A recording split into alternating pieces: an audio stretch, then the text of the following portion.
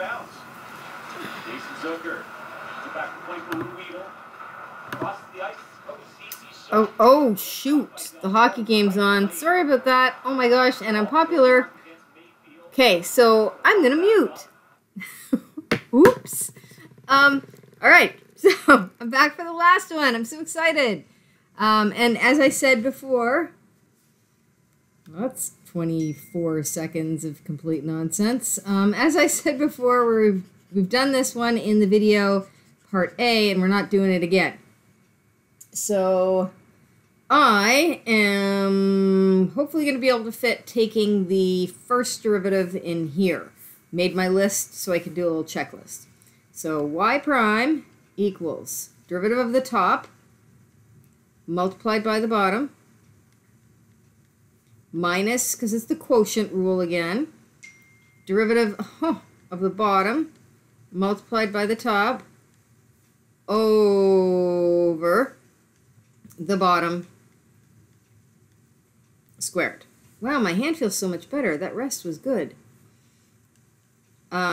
Denominator is going to stay exactly the same. I'm not going to FOIL it out at all because I'm going to have to take another derivative, and why would I want to do that? I'm going to multiply this out. So 2x times x squared is 2x cubed. 2x times 1 is positive 2x. Negative 2x times x squared is negative 2x cubed, and negative 2x times negative 1 is positive 2x. And then these two cancel because that makes 0x cubed, and I end up with a first derivative of 4x over x squared plus 1 squared. So you can see how, maybe you can see how, doing the product and quotient rule earlier and knowing how to simplify makes this unit a little bit easier. So now I'm going to do the second derivative before I start on my list. I like to do this to make me feel good and to do the calculus part. So derivative of the numerator multiplied by the denominator, minus, because it's the quotient rule. The derivative of the denominator means I do outside, so drop the 2, keep writing, make it a 1. Inside, don't forget the numerator. Over the denominator squared. So that means it's squared squared, which is to the 4th. So now I'm going to do my factoring without my simplifying. So it looks like I can take a 4 out of before the minus sign and after the minus sign. And I've got x squared plus 1 to the exponent 2 here and to the exponent 1 here, so I can take out 1 and then start up my square bracket. So I took that out. I took one of those 2 out, so I need a second. I don't need to put it in a round bracket because there's nothing in front of it. Minus, I took, how do I want to deal with this? This 2 and this 2 out for that 4. And this, so all I've got left is 4x squared. And then all of that still over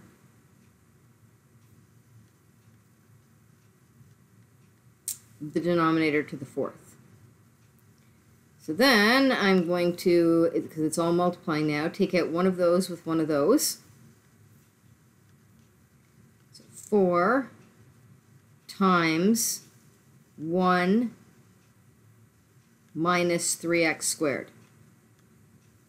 All of that over x squared plus 1 to the 3, and that's my double derivative. All right, so now I get to start my list. Whew. X-intercept. Big yawn. X-intercept. So with the x-intercept, I will need this, and I'll also need this to eventually clone. I've got all my other little pieces. So the x-intercept means that, first of all, I should label it, as in label what I'm doing, and tell you how I'm doing it,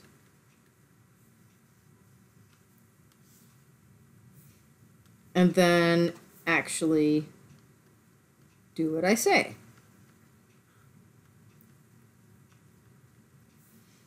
And I'll put that over 1, because I'll need to cross multiply. This way gives me x squared minus 1 equals, this way gives me 0, and this is a difference of squares, so I'm going to factor it and end up with 2 x-intercepts.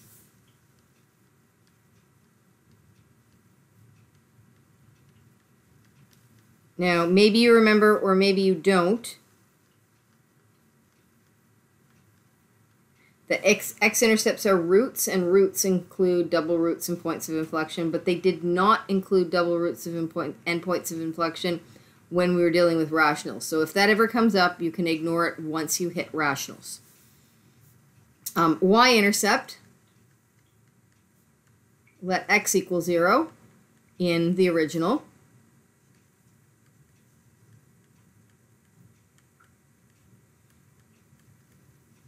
And because I don't have a x-intercept of 0, it means that I won't have a y-intercept of 0. So negative 1 over 1. So my y-intercept is negative 1. So I've got a lot going on here. I've got a lot of dots to put on already, simple-ish dots. And I'm looking for my creative pen so that I can come back at some point and find those guys again. All right, new piece of paper. And the new piece of paper is so that I can move along in my resource sheet to vertical asymptotes and the test, and eventually the horizontal asymptote and the test. So for the asymptotes, all I need to clone is this.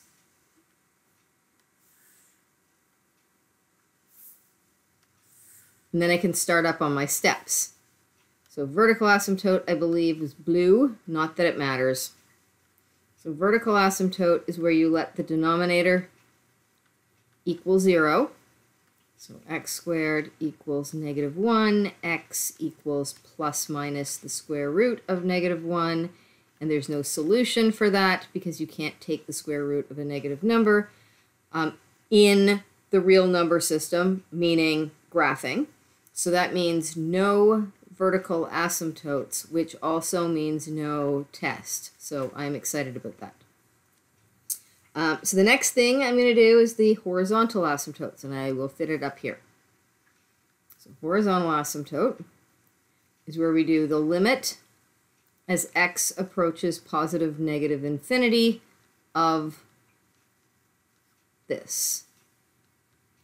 Now, if you accidentally forget this notation in high school and put as x approaches positive negative infinity here, like the olden days of advanced functions, that's not a big deal. But at some point, you're going to have to move along, maybe first year calculus at university or college. You're going to have to start introducing what we're supposed to do. This would have made no sense when we did rational functions in advanced functions because you hadn't hit limits yet. So next step, divide by the highest power of x, so that's x squared, and I'm going to do a bit of this mentally as I have done in the past. So x squared divided by x squared, 1 divided by x squared divided by x squared, 1 divided by x squared. Because I bothered to write this down, this eliminates and this eliminates. Remember that if you accidentally don't have this, this doesn't happen, so you faked math, and I have to actually punish you mathematically by taking off a mark or part of a mark. Yeah, that's my job. So if that's a 0, and that's a 0, and that's a 1, and that's a 1, we get 1 minus 0 over 1 plus 0, which ends up being a horizontal asymptote of 1. So this is where I catch people, not intentionally, when we go to do the test, because we're going to have to find this, and if you miss subtracting off the horizontal asymptote, it'll mess with the test, which messes with the graph. I need it there for a second. So negative 10 squared minus 1 over negative 10 squared plus 1 minus the horizontal asymptote. Remember that if you're minusing a negative, you do end up adding in some cases. 10 squared minus 1 over 10 squared plus 1 minus the 1 off the back. So, maybe you can cut down on some steps, because negative 10 squared is 100 minus 1, and so is 10 squared minus 1. And negative 10 squared is 100 plus 1, and so is 10 squared plus 1. So that's less than 1 minus 1 will be a negative, so that's a below. And this will also be a negative, and that's also a below. So my next piece of paper on the smartboard is what I'm going to do. I'm going to go through all of this stuff, and I'm going to get rid of it. So no vertical asymptotes, no tests. There's the horizontal, there's the result, there's the result. So I only have to look at bits and pieces of this. So grid time. Remember that because this is a rational, more so than any other type of graph, you are going to need to label the x and y axis. And I like to backtrack through this, so I'm excited about no vertical asymptotes. I need to put on a horizontal asymptote of y equals 1, and remember below, below. Y equals 1, faked there. Doesn't matter how badly you fake a number 1 in here, you still have to label it. Just make sure your 1 isn't faked incorrectly and put down here. Below, below.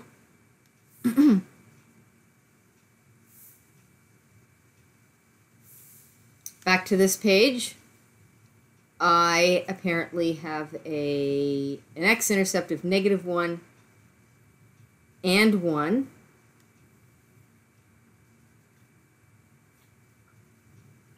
Plotted and labeled. And a y-intercept of -1. Plotted and labeled. Now these may turn out to be maximums or minimums, or points of inflection, or maybe they're just helper points. We'll find out soon enough. So I am done this, which was no trouble, and this, which was a little bit of trouble. So next up is max min. So for max min, that goes with the first derivative test, so I'll need to clone my first derivative. And I will need to clone the original. Again, I need to remind you that it's a really bad idea to start flipping, because that's where typos happen. That's why I use the cloner. All right, so max min. Red. So I'm telling you what I'm doing, and then I'm going to do it. So max min, you let the first derivative equal 0.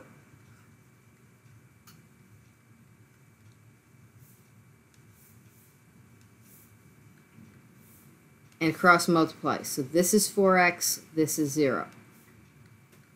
So that makes me very happy for a couple reasons. Number one, this is fairly simple.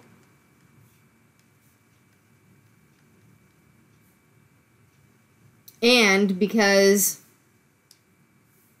I already know where x is equal to 0 is located, so I don't actually have to sub it back in, because I already know that this is 0, -1. Make that a little clearer. And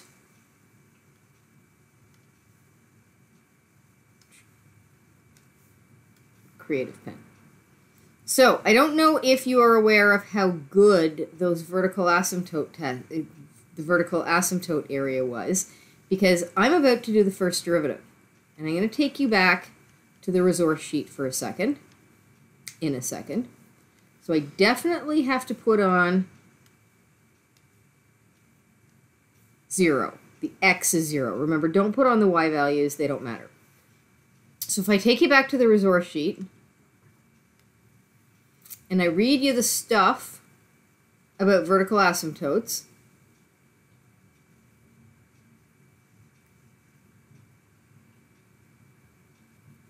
about the first derivative test and vertical asymptotes. You draw a number line, done.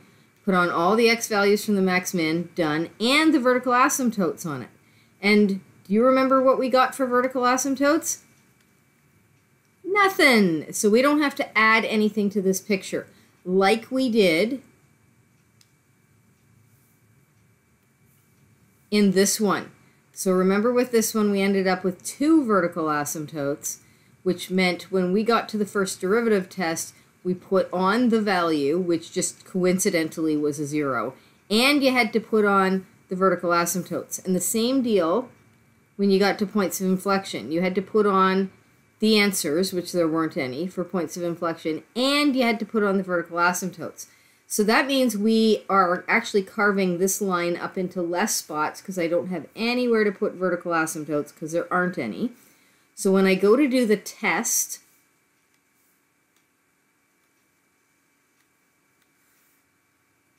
all I have to do is pick an x to the left and to the right of 0.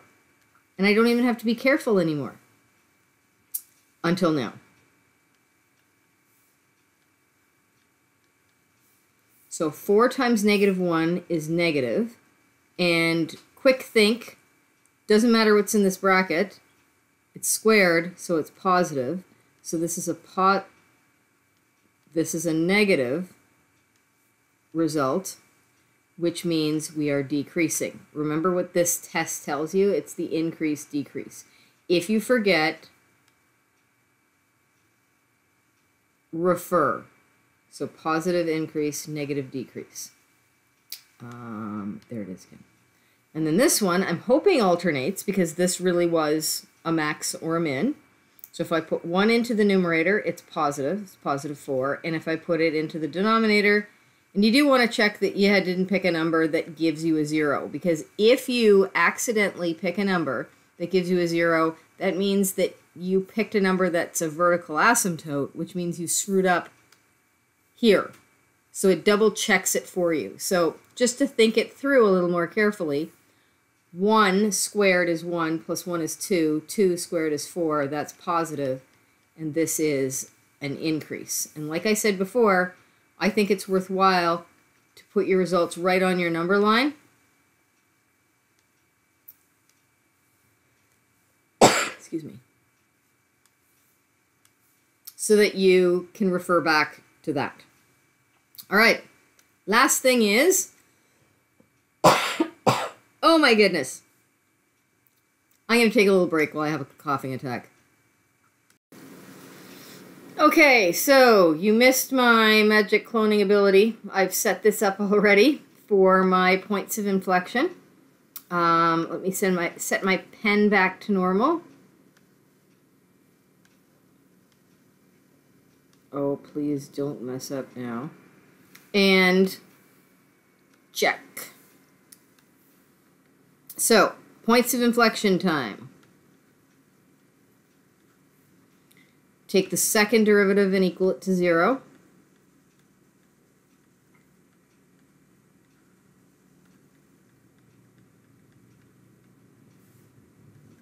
Over 1. This way gives us the numerator, which does not look factorable. Equals this way gives us 0 as usual. Going to dig out the green pen, so 4 equals 0 gives us nothing. And 1 minus 3x squared equals 0. I'll have to do a bit of math here. So take the 3x squared to the other side, make it positive. Divide by 3, divide by 3. I'll get x squared is equal to 1/3. And that is square rootable because it's not a negative, so I will be getting some points of inflection. So I'll get plus minus root 1 over 3. And because this is division, I can take the square root of part of it and leave the part that I can't take the square root of. Oh, crap. Now I need to color that blue. Okay, so maybe I exaggerated the oh crap. Anyway, so we've got possibly 2 points of inflection. I'm going to try to take this and put it in here and get myself an X, sorry, put it in here and get myself the Y values without a calculator and without taking this and turning it into a decimal. I don't particularly want to do that if I don't have to. So first one I'm going to use is 1 over root 3, the positive version. So y equals 1 over root 3 squared minus 1 over 1 over root 3 squared plus 1. Now, there's a little trick in here, and that is 1 over root 3 squared is like x squared, so that's actually 1 over 3. So I have 1 over 3 minus 1, 1 over 3 plus 1. So that's 2/3, and this is 4/3. So 2/3 times 3 over 4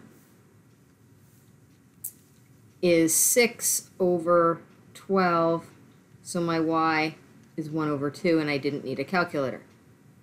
So one of the points of inflection is 1 over root 3 comma a half. Now, some of you might be super smart,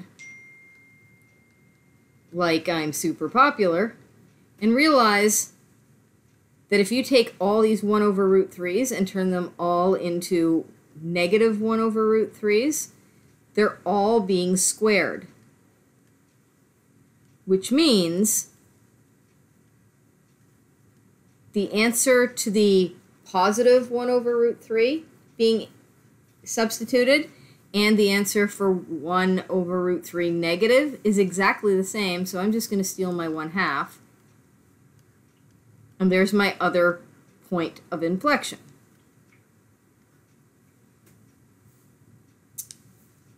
Now that I think about it, I should probably have determined that this is a min.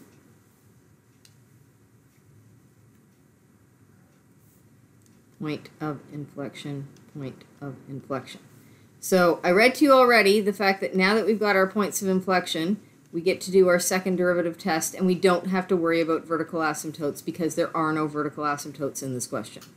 So number line, the only thing I have to put on here, things, is negative 1 over root 3 and positive 1 over root 3. And if you're sitting there thinking, well, how can I pick numbers to the left, to the right, and in between those two things? Well, you don't need to know the decimals. You just need to know that this, like, even if you don't know what that is, you could pick negative 10 and it's still going to work out okay. As long as you put it into the right piece of information, the right piece of information being the second derivative when you do the second derivative test.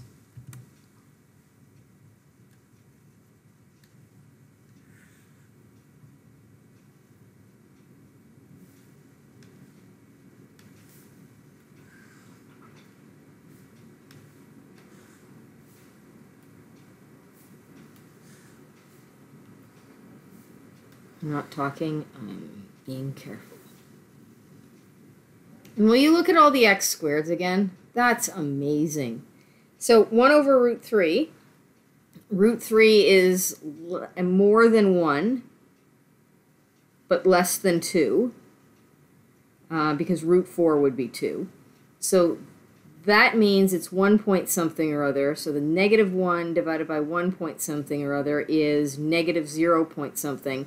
So when I go to do my tests, I'm going to pick negative 1, positive 1, and in between a negative and a positive would have to be a 0. And I'm putting it in the second derivative, so the 4 will stay positive. Negative 1 in here will be positive 1 times 3, which is positive 3. So it's 1 minus 3, which is negative. Negative 1 squared is 1, plus 1 is 2, cubed is still positive. So we end up with a negative, and that is concave down. 0. So 4 will be positive. 0 in here will be a positive 1. 0 in here will be a positive 1. So this is actually a point of inflection. It'd be this one, because we are alternating.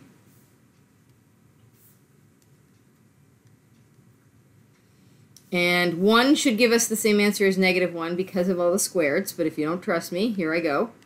4 is positive. 1 in here is still 1 times 3 is 3. 1 minus 3 is negative.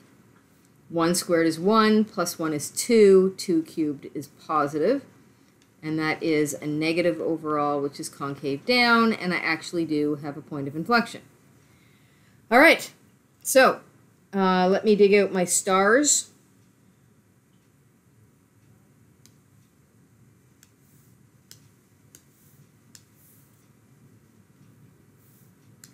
Or highlighters, and put on the extra information. So this was not extra information. It is already on the picture. And I have determined that it is a minimum.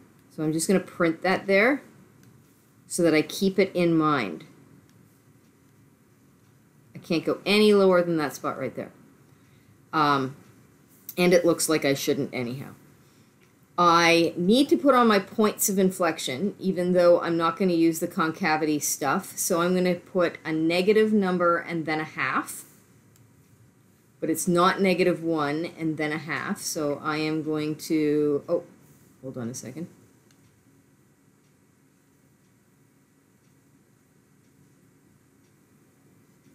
I can't believe you let me do this. 1/3 minus 1 is negative.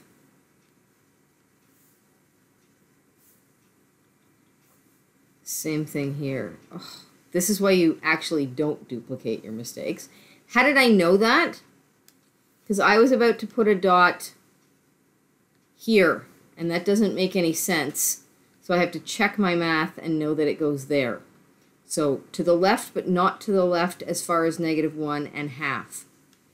So negative 1 over root 3 comma negative a half.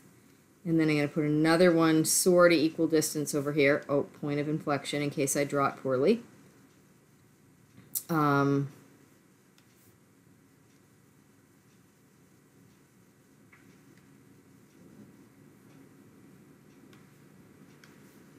This one is 1 over root 3 comma negative 1 over 2, also a point of inflection. So, according to this stuff, I'm supposed to decrease, then increase. So decrease until I get to 0, downhill until I get to 0, uphill until I get to the other arrow. So that's entirely possible for me to decrease to there and then increase to there. But, and you can put that on very lightly if you want, like I pretended to do with the last question. I'm sorry for all my stupid mistakes, but it is too late to be doing this stuff, at least with videos. But I have to make sure I'm concave down, so that means frown, happy face, frown. So can I make this work? Can I frown, or in this case, half a frown,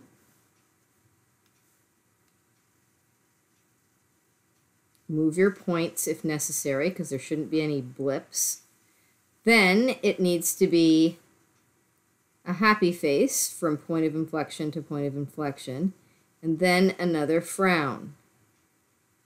Notice how I did not go through the dot. That's what erasers are for.